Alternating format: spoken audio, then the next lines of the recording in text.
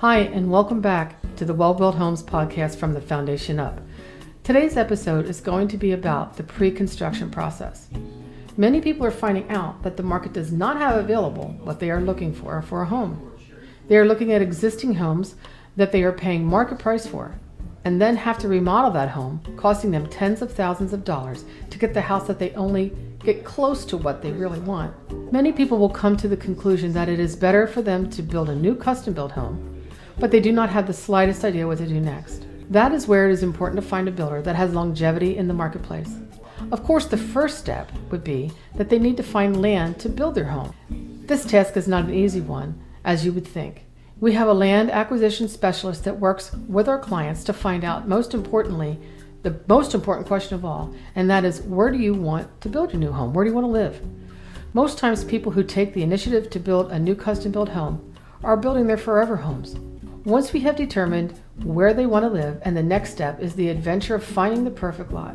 I will never forget, years ago, we had a client who came to us, and she wanted to be in a specific neighborhood, which was a small, antiquated development that was probably developed back in the 50s or in the 60s.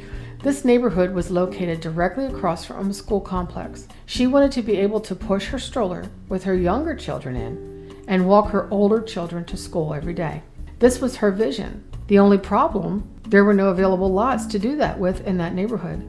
Homes rarely came on the market for sale in this small, tiny neighborhood, so timing was imperative when these homes did go on the market. Since these homes were all post-war homes, the prices were at that time reflective of their worth. The plan was to demo the home and then rebuild for her.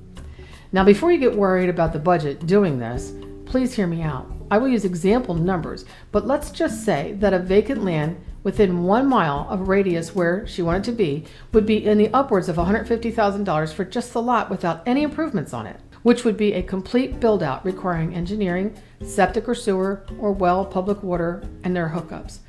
Now, if that home was purchased for $250,000 in the exact neighborhood that she wanted to be in, the costs associated with that demo involved tearing down the house to get them to a blank slate. Now, all the improvements, meaning the water, the well, or the septic or sewer, whatever they were, are already there on the lot from the previous home, and all we need to do is hook up the new home to those termination points. With the numbers that I have given you, there is a $100,000 spread to pay for itself.